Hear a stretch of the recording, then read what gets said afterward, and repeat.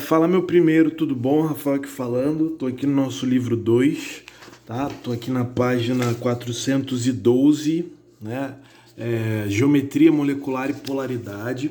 Vou dividir esse vídeo aqui em duas partes, porque é bastante coisa. Eu quero que você se dedique a cada tema por vez, tá?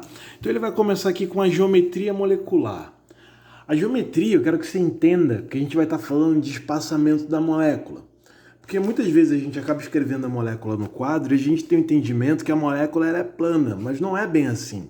A molécula ela pode ser tridimensional também, tá? Então, por exemplo, né, vou fazer um quadrado aqui para você. Ah, beleza, esse quadrado aqui, você está vendo que ele é plano, eu não consigo ver a profundidade dele, né? Mas eu consigo fazer esse quadrado aqui em 3D. Quando eu faço esse quadrado em 3D, eu consigo ter noção de altura, largura e profundidade, né? E a minha molécula, ela é 3D, tá? A minha molécula, ela não é plana, ela não é chapada assim no papel, né? Ela vai ter uma profundidade, tá? Ela vai ter uma altura, ela vai ter um ângulo, tá? Então eu posso ter, por exemplo, uma molécula de metano, onde eu escrevo assim, né? Meu metano, meu CH4. E aí você acha que o carbono está aqui no meio e você tem um hidrogênio em cima e 3 embaixo. Não necessariamente, né? Ela pode ter essa tridimensionalidade aqui, né? Nem sei se essa palavra existe, mas eu coloquei aí no vídeo, eu lancei, tá? Ela pode ser tridimensional, meu hidrogênio ele pode estar mais para frente, meu hidrogênio ele pode estar mais para trás, tá? Eu vou ter um ângulo, vou ter uma geometria específica para cada tipo de molécula. E é sobre isso que essa parte do capítulo ele aborda para você. E ele vai vindo aqui mostrando para você os ângulos possíveis, tá bom? E aí ele vai falando para você, ó, a tua molécula ela pode ter 2 átomos, a tua molécula pode ter 3, 4, 5. E ele vai traçando os exemplos, né? E tudo isso daqui, né, todos esses exemplos, ele vai justificar nessa tabelinha aqui, que é esse resumo para você. Você vai ver que tá rabiscado, é porque eu já gravei esse vídeo, mas achei que me estendi demais. Estou tentando fazer algo mais conciso, tá? Mais enxugado. Então aqui a gente vai partir desse resumo. Esse resumo aqui que eu quero que você preste atenção. E aí você vai linkando aqui com as outras partes, tá? Primeira coisa que eu quero que você entenda é o seguinte, a minha molécula, né? Vou ter aqui moléculas com 2, 3 átomos, 4 ou 5, né? E ele fala muito de pares de elétrons livres ou não no átomo central. Então eu vou ter, primeira coisa, um átomo no centro. Vou ter um átomo no centro. Toda vez que você pegar uma molécula aí, vamos esquecer esse de 2, tá? Porque 2 átomos não tem como eu ter um átomo no centro, concorda comigo? Então, sei lá, eu tenho aqui, ó, monóxido de carbono. Quem está no centro? São 2 átomos, 2 elementos, não tem átomo central aqui, tá? Isso daqui vai ser mais fácil de você decorar. Agora, quando eu tenho 3, ele vai ter um átomo central. Então eu tenho um CO2 agora, né? Isso aqui é o monóxido, esse aqui é o dióxido de carbono. Então, ou seja, eu tenho um carbono para 2 oxigênios. Então sim, eu vou ter um átomo central. Eu posso ter um trióxido de enxofre, né? Um SO3, né? Ou seja, eu tenho um enxofre que vai se ligar a 3 oxigênios. Então eu tenho um átomo central. Geralmente esse átomo central ele vai ser um só, tá? E você vai ter que observar muito esse cara, tá? O átomo central. Outra informação que ele traz aqui para você sobre o átomo central é o seguinte: esse átomo central ele tem pares de elétrons disponíveis ou não? Né? Como é que você vai ver se esse cara ele tem par de elétron disponível ou não? Você pode ver isso por distribuição eletrônica, mas eu já falei isso em outro vídeo, então eu prefiro não abordar por esse lado. Se você assistir minha última aula, onde eu falo sobre ligação covalente iônica, que é uma aula importante para essa aula aqui, lá eu falo de distribuição um pouquinho para você justificar isso, tá? Eu quero que você se atente só à sua tabela periódica aqui. E quero que você se atente especificamente só para os grupos da família A. Ou seja, 1A, 2A, 13A, 14, 15 até 17, né? Do 3 ao 12 é bloco B. A gente não vai usar esse bloco B aqui, né? Vamos falar muito aqui de covalente, né? Então a gente vai usar muito isso daqui, tá bom? Lembrando que covalente é metal com a metal, tá? Mas não vou usar o bloco B, tá? Ó, toda vez que você tiver um elemento da 1A, vou aproximar minha tabela aqui, e eu falei isso na última aula quando justifiquei ligações químicas, então eu vou me dar o luxo de dar uma acelerada, né? Porque foi por isso que meu vídeo se alongou na primeira parte aqui quando eu tentei. Ó, todo mundo da 1A tem um elétron na última camada, ó. Então aqui, ó, uma camada, um elétron. Esse cara aqui, ó, duas camadas, tá vendo? Na primeira camada ele tem 2 elétrons, na última ele tem 1. 3 camadas, na última tendo 1. 4 camadas, na última tendo 1. Então todo mundo da 1A vai ter um elétron na última camada. Todo mundo da 2A vai ter 2 elétrons na última camada, tá bom? Quando eu venho aqui, ó, na 13, tá vendo? Ó, a 13, o que você vai observar? Ó, 13, observa só o 3. Todo mundo aqui vai ter 3 elétrons na última camada. A mesma coisa para o 14, a mesma coisa para o 15, até o 17, tá? O que eu quero que você observe? Se o meu átomo central, ele tem elétrons disponíveis ou não. É isso aí que você vai observar. Então vamos começar logo com as questões, que você vai ver que é bastante simples. Ó, toda vez que quando você tiver 2 elementos aqui, independente dele ter par de elétrons sobrando ou não, a geometria vai ser linear. Ponto. Então eu tenho uma molécula onde eu tenho 2 átomos, hidrogênio e cloro. Cara, não me interessa quantos elétrons tem em cada um. Eu sei que o meu hidrogênio, ele vai ter um elétron na última camada. Eu sei que o meu cloro, que é da 17A, ele vai ter 1. Sei que vai formar uma covalente. Sei que eu tenho elétrons aqui, ó, que estão sobrando. Mas como são só 2 átomos, não importa se está sobrando. Você vai dizer aqui que o ângulo é de 180 graus. E que a geometria aqui, ela vai ser linear. Então, 2 átomos, cara, sempre linear 180 graus, tá bom? Então, você tem monóxido de carbono. Ah, show de bola. 2 átomos, 180 graus. A geometria, você vai dizer que é linear. É decoreba, não tem jeito, tá? Quando eu chego em 3 átomos, eu posso ter pares de elétrons sobrando ou não, né? E vou te mostrar isso, você vai ver que é bastante simples, ó. Vamos começar com esse daqui, ó. Eu tenho aqui 3 átomos, tá? Ele está dizendo que não vai sobrar par de elétrons, né? E ele me dá aqui o dióxido de carbono, tá? O CO2. Então, eu escrevo o meu CO2. Meu átomo central, carbono. Carbono, 4 elétrons, ele é da 14A. 14A, 4 elétrons. Então, 1, 2, 3, 4. Ele vai se ligar aqui com oxigênio. Você precisa da última aula para você lembrar aí que tem que bater a teoria do octeto, né? Você vai ver que ele vai se ligar aqui, ó. 1, 2, vai fazer uma dupla aqui. Vai fazer uma outra dupla aqui. O meu átomo central usou todos os elétrons na ligação. Não sobrou elétron aí.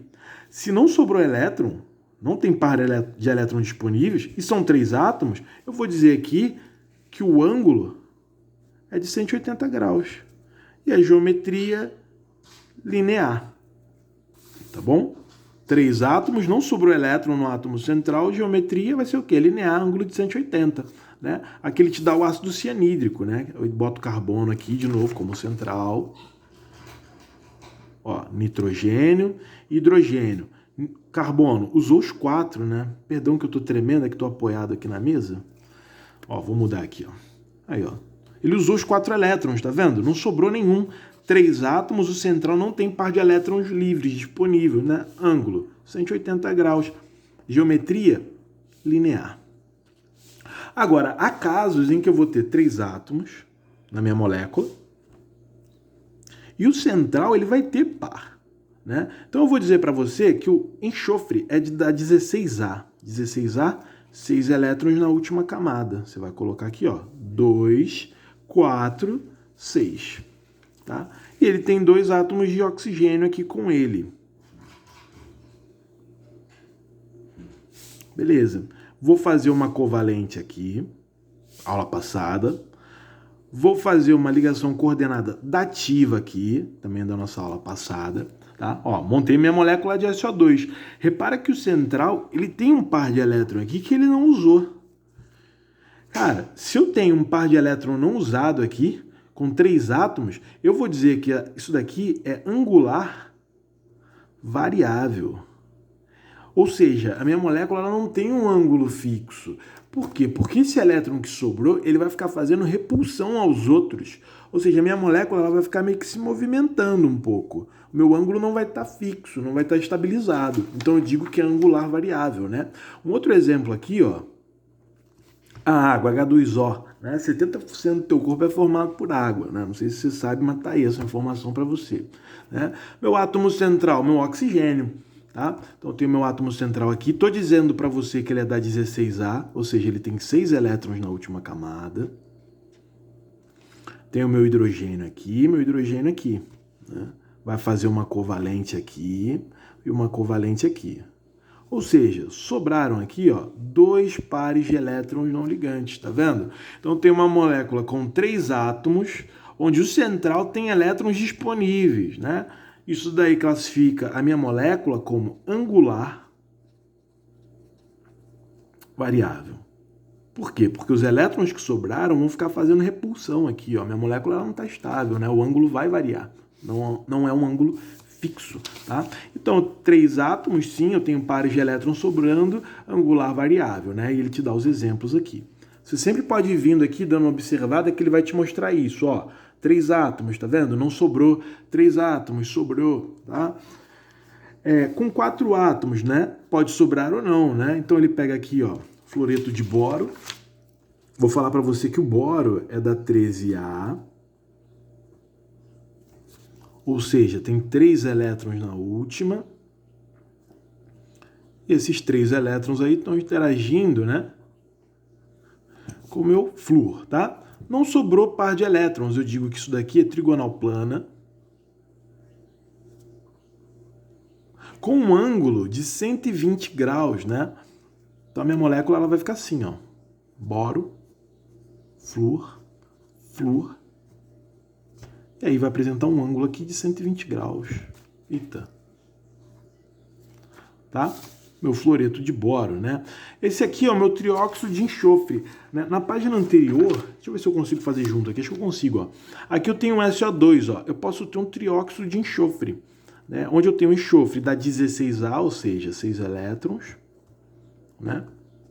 Tenho 3 oxigênios.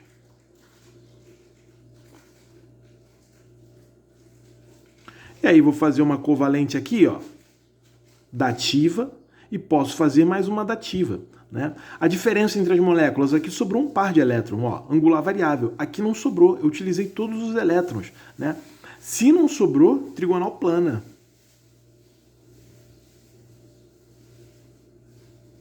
Ângulo de 120 graus, tá? Então minha molécula ela vai ficar como? Aqui, ó, dativa aqui, né? Ou a dupla ali, né? Caramba, eu tô tremendo muito, perdão. Meu ângulo de 120 graus, tá? Então, SO2 vai ser angular variável e SO3 é trigonal plana. Por quê? Porque não tem o par de elétron disponível. Eu utilizei, fazendo uma outra ligação dativa. Olha a importância aí do nosso vídeo anterior, né? A química é assim, ela vai puxando, uma matéria vai puxando outra, né? Consigo justificar isso aqui com distribuição eletrônica, com tipo de ligação química. Por isso que é importante você estar sempre revendo, né? E um grande problema em química que eu vejo é que no seu cotidiano ela existe, mas você não enxerga, você não conversa muito sobre ela. Você só vai conversar isso comigo, então você tem que sempre retomar comigo aqui, ou no vídeo, ou em sala de aula. E, claro, estudar por fora, porque senão você não consegue. Se você vê isso uma vez por semana, você já fica perdido, tá? Então sempre tenta revisar um pouquinho aí para facilitar a sua vida. Tá? Então aqui, ó, eu tenho aqui, ó, moléculas com 4 átomos, não sobrou elétron aqui, trigonal plana, ângulo de 120 graus, e ele vai te dando os exemplos, né? Quando eu tenho 4 átomos e sim sobra um par de elétron, você vai falar que é piramidal variável. Sempre que sobrar elétron vai ser variável, o meu ângulo vai ficar variando, porque vai ficar tendo aquela repulsão com os elétrons que não se ligaram, né? Vou fazer esse NH3 para você ver aqui, ó. NH3. O meu central eu vou ver que é um nitrogênio, uma vez só. E estou falando para você, você foi lá na sua tabelinha periódica, você consultou o nitrogênio, você viu que ele é da 15. Se ele é da 15, ele tem 5 elétrons na última camada. 5 elétrons, ele se ligou com 3 hidrogênios, já te deu a cola ali, ó. Cara, sobrou um par de elétrons aqui. Sobrou um par de elétrons, então eu tenho 4 átomos aqui, onde sobra um par de elétrons, né? Ele vai ser o quê? Piramidal variável. Vai ser piramidal variável porque o elétron aqui vai ficar fazendo repulsão. Então, minha molécula ela não tem um ângulo fixo. Vai variar esse ângulo, né? Quando você tem uma molécula com 5 átomos, independente de par de elétron ou não, ela vai ter uma geometria tetraédrica, né, com um ângulo de 109 e 28. Então você pega lá o metano, né, que é famosaço aí, que é o pum da vaca, né? Um dos causadores do efeito estufa aí junto com o CO2. O metano é o quê? É o meu carbono, que é da 14A. Então, acredito que você já saiba que ele tem 4 elétrons na última camada. Já vou até espaçar ele diferente aqui. Esse carbono ele está se ligando a 4 átomos de hidrogênio. Ó.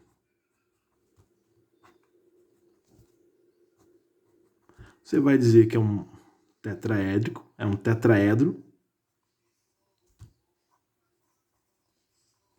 Né? E o ângulo de 109 graus e 28. Tá? Isso tudo é decoreba, tá, pessoal? Não tem jeito. Tá? Você vai ter que dar uma decorada. O que você tem que aprender a fazer aqui é visualizar se o seu átomo central ele vai ter par de elétron ligante ou não. Né? Bom, com 2 átomos é tranquilo, sempre vai ser linear com 180. Com 5 é tranquilo, vai ser tetraédrico. Independente nos dois casos se vai ter par de elétron ligante ou não, sobrando ou não. Agora, para 3 e para 4, você vai ter que conseguir fazer essa diferenciação aí, tá bom? Vou voltar aqui com o segundo vídeo falando de polaridade, tá?